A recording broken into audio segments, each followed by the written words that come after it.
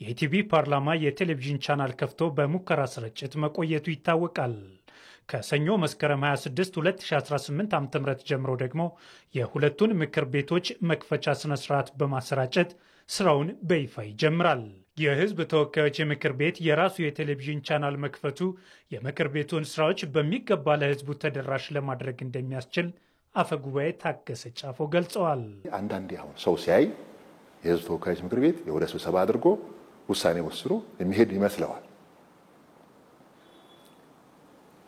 ከሰኞ እስከ ሰኞ ሁሉም ቋሚ ኮሚቴ 13ቱም ቋሚ ኮሚቴ እያንዳንዱ ጉዳይ አዋጅ ይሁን እያንዳንዱ ተቋም ምን ፈጽመዋል፣ እቅዱ ምንድነው፣ ምን አላረገም፣ ምን አርጓል፣ ሚኒስትሮቹ እዚህ መጥተው ተቋም ኃላፊዎቹ መጥተው የገመገመ ያየ ግብረ መልስ እየሰጠ በጽሁፍ እየሰጠ በቃል እየሰጠ ማስተካከያዎች እንዲደረጉ ያደረገ ነው የሚመራው።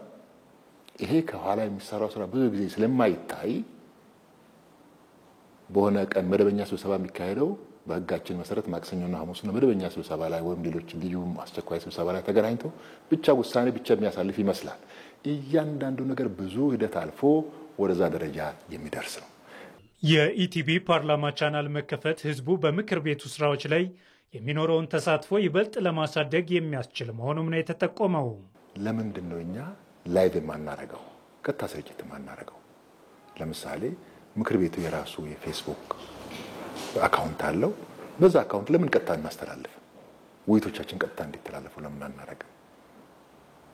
የሚል ውሳኔ ወሰንና ቋሚ ኮሚቴ የሚያረጋቸውን አጠቃላይ ምክር ቤቱ የሚያረጋውን ውይይት በእኛ አካውንት ቀጥታ ማስተላለፍ ጀመር።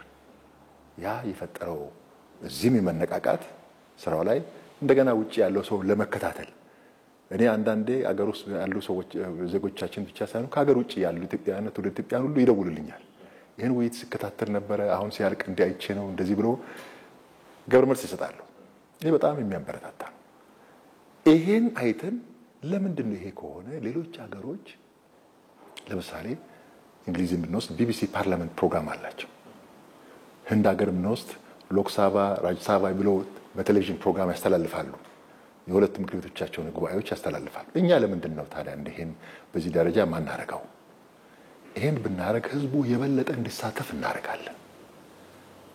ይሄን ብለን ብዙ አመት ከኢቢሲ ጋር ከተለያዩ የሚዲያ ባለሙያዎች ጋር ምክክር አድርገናል። የስራ ኃላፊዎች ጋር ምክክር አድርገናል።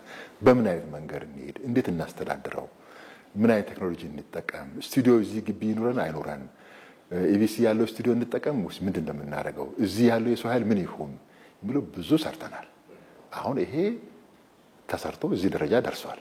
በህዝብ ተወካዮች ምክር ቤት አባላት የሚደረጉ መልከታዎችን በማሰራጨትም የህዝቡን ጥያቄዎችና ቅሬታዎች በተገቢው መንገድ ተደራሽ ለማድረግ ፋይዳው ከፍ ያለ ይሆናል ብለዋል የህዝብ ተወካዮች ምክር ቤት አፈጉባኤ ታገሰ ጫፎ።